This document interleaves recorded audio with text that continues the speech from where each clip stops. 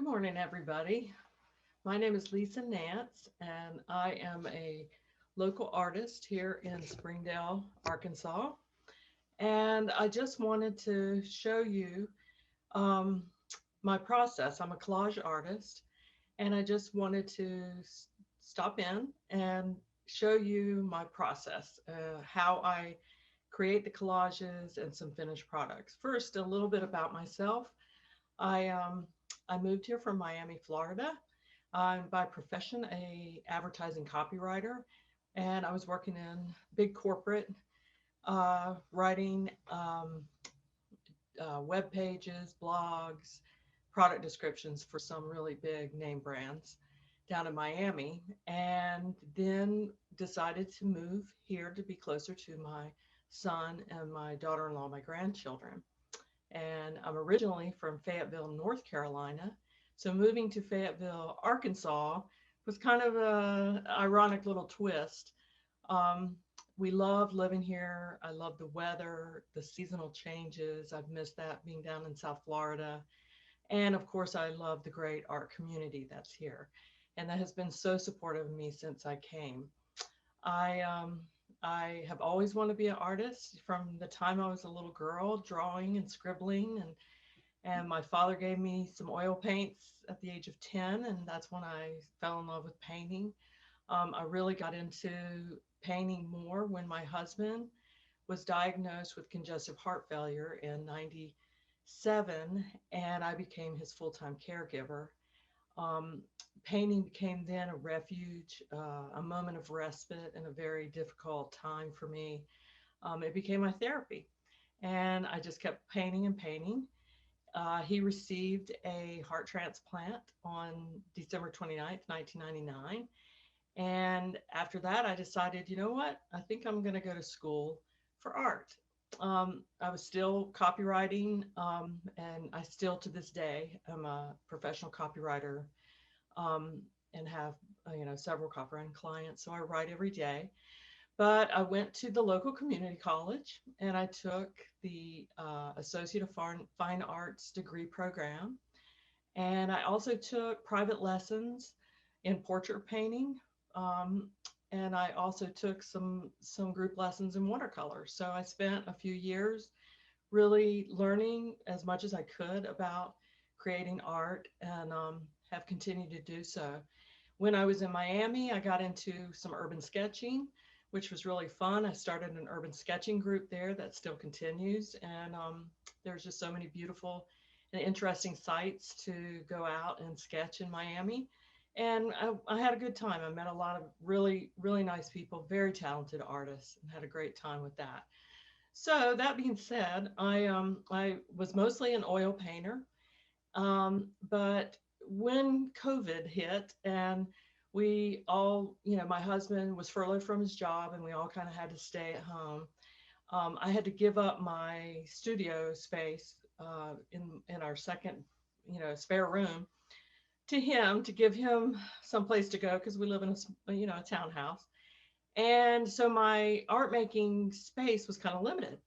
So I started doing more collage. I had been doing collage, as just for fun, and just as a way to have a creative outlet throughout the years. But I really started getting into the photo montage collages and having a great time. And I was posting them on Instagram and getting a really good feedback about them. So I decided, I think I'll keep doing this, and have. And so now I combine the two. Sometimes I do oil paintings, commission pet portraits, and paintings that I'm inspired to do, but I also do lots and lots of collage, which I sell on my Facebook group and also through Society 6 on products like, travel mugs and tote bags, stuff like that.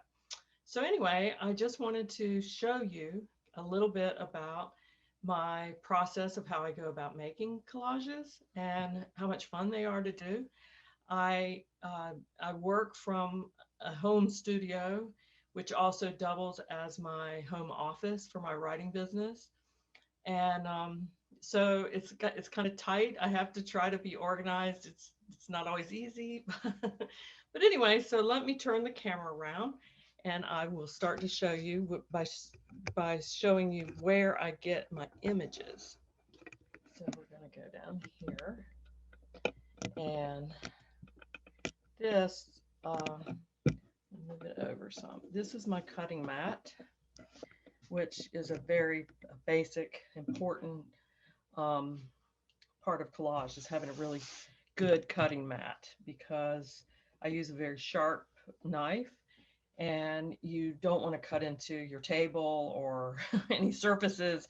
And this is a self-healing mat. So the more you cut, when you cut, it automatically raises back up to heal all those little cuts. So one of the things I do is I go to thrift shops, antique shops, and I buy old magazines. I love the old Life magazines. They've got so many cool pictures. I love using vintage pictures and text in my work. So I have a lot of these old Life magazines.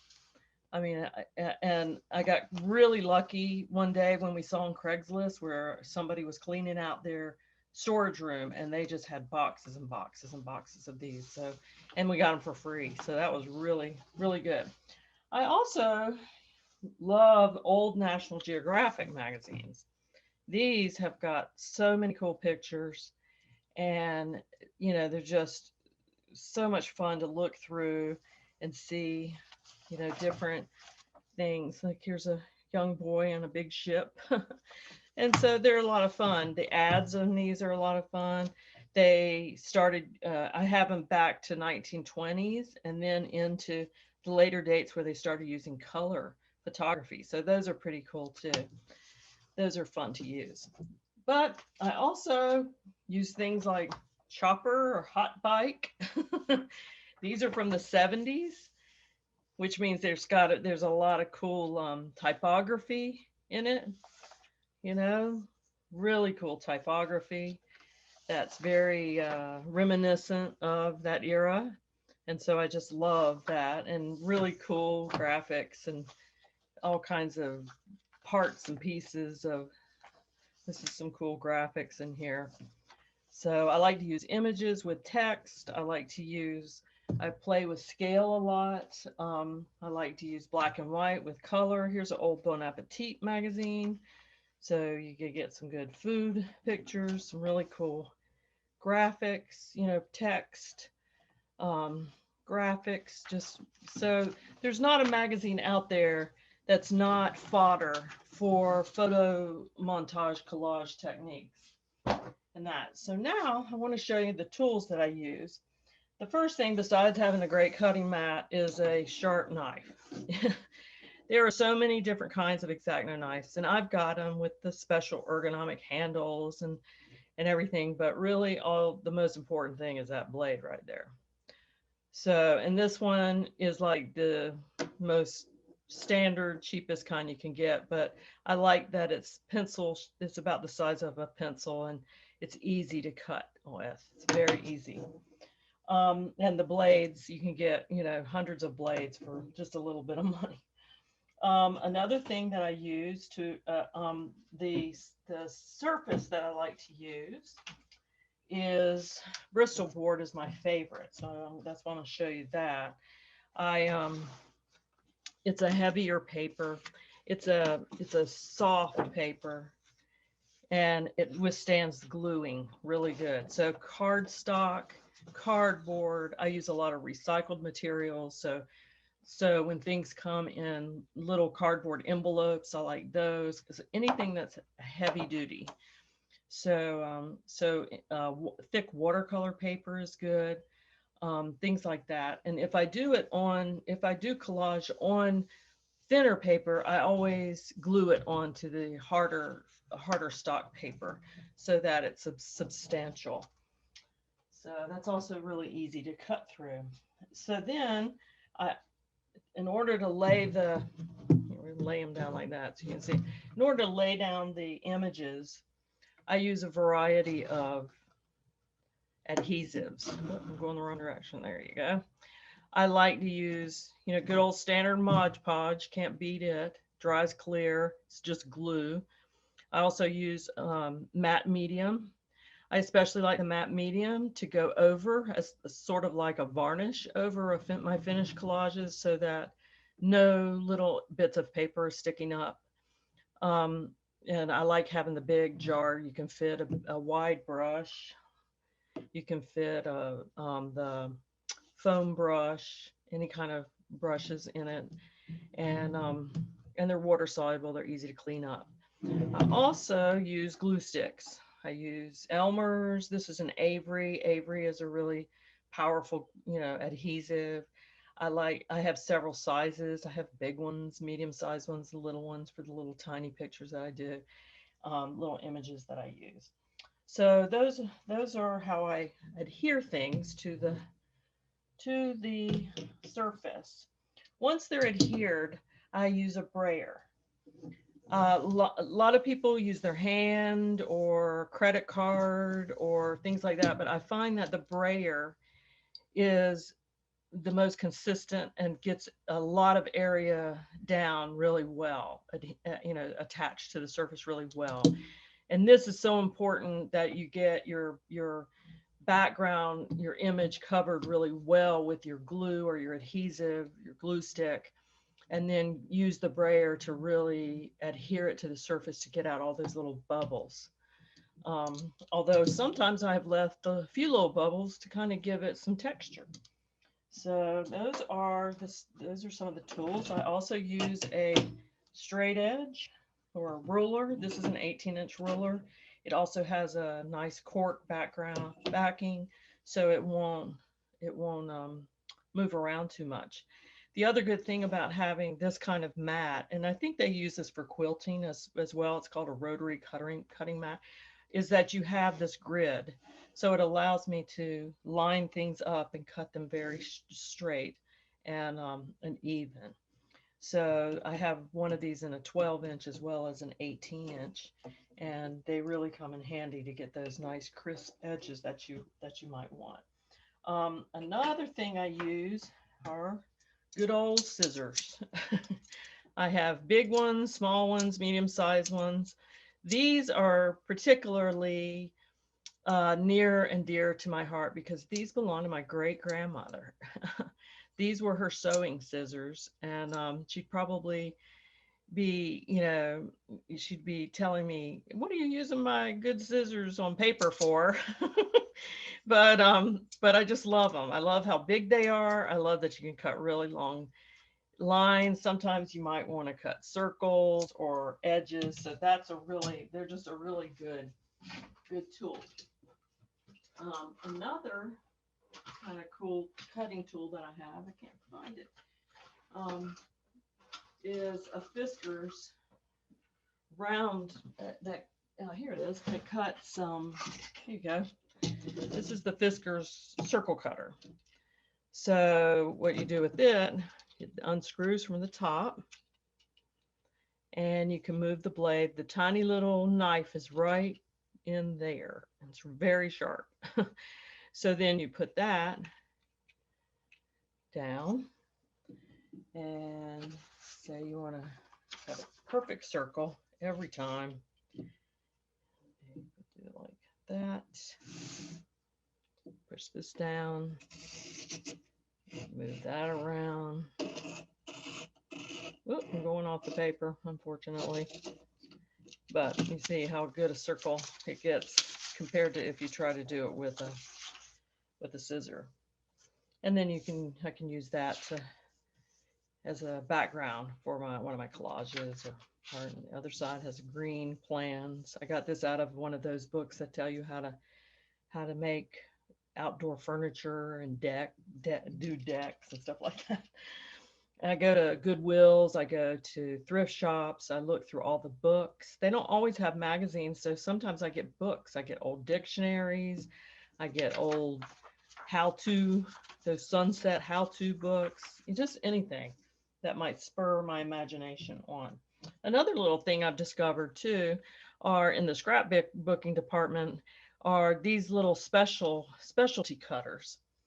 So this one happens to be stars. So if I want to add some stars, just click it all around, easy peasy. Then I open up the back of it. Oh, there it goes. And there I've got some little stars. Yeah.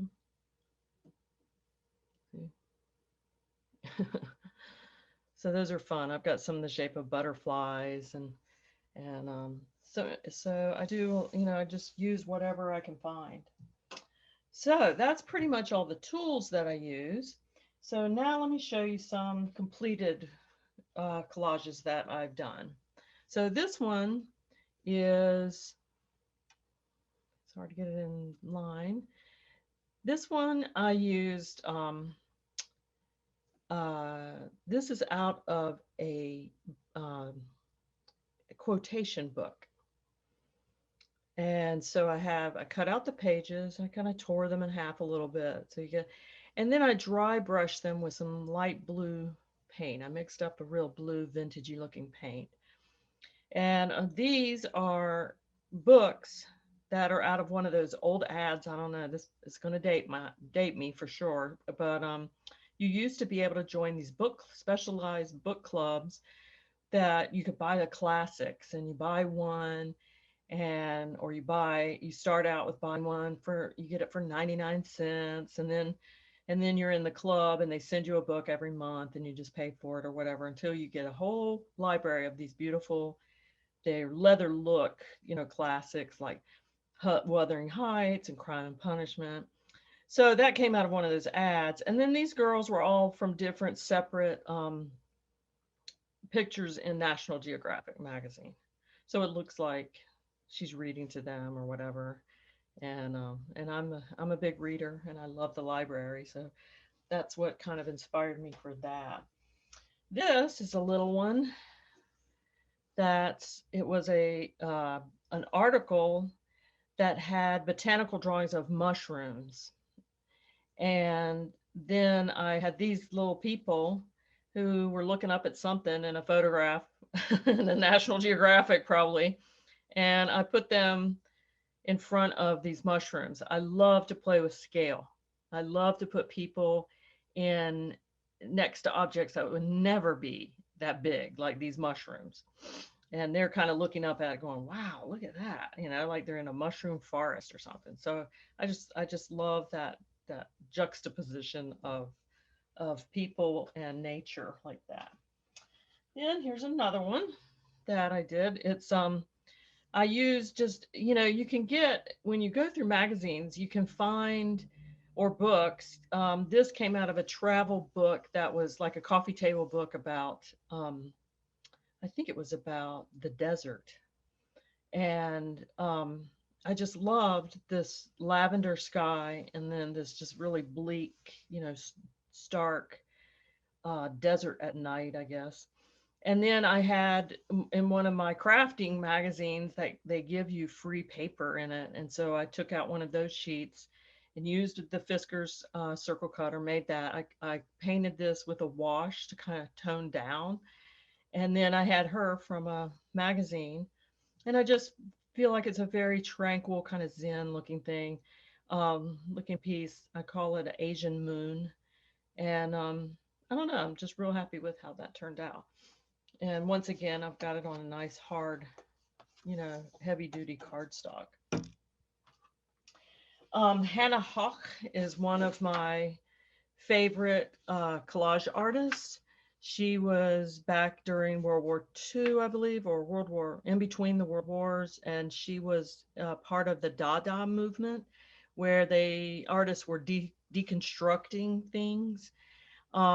And this was kind of an inspiration from her because she used people and she always did like big eyes and distorted their faces or whatever. And so I just kind of used that as an inspiration to create this kind of surreal looking Dada feeling piece of art. Another thing I like to do is combine people with flowers. And this was an ice skater. Actually, she's a gymnast. And then I found the legs of an ice skater. I know that's great. And then the flower from another magazine, and did a background. And so that came out like that. So I think she's really happy. And I love stuff like that. Another thing I use are canvas boards, like the little painting canvas boards. And I have done a series of butterfly collages. Um, and I get um, pieces of paper from a dictionary that define different words, and using a dry brush technique, painting the background, leaving the word that I'm emphasizing open, and then stamping and then using a lot of butterflies. Butterflies are a very important symbol for me because they do mean rebirth, transformation, and that's sort of how we feel about Miller's transplant, is that he was definitely reborn. So I've used vintage butterflies and flowers and stamps. I have lots of stamps and those old dictionary pages for those. So, and I'll finish up with these last two. Um, this is something I'm playing with now, is using black on black. These were separate pictures that I glued together, but they look like it could have been one picture. Of these horses running across a field against these big Andes mountains with the cloud, and then using paint to create that beautiful sunset feeling, or sunrise, I guess it could be, and combining the painting with the collage. And last but not least, because it's Valentine's Day, I did a special Valentine collage. This is on an actual love letter. I went on eBay and I and I searched for love letters, old love letters, and I found somebody selling a bag of these old love letters, and sure enough, as I read through them, it's this young couple back in the 40s, who are separated because of their work, but they're writing letters back and forth with making plans for their wedding and where they're going to live and things like this. And this was especially sweet because he had said, "My dearest," and he talks about kissing her and how wonderful she is. And then these were from a vintage ad, and of course, this vintage magazine. And so I just thought it was a real sweet thing to do for Valentine's Day.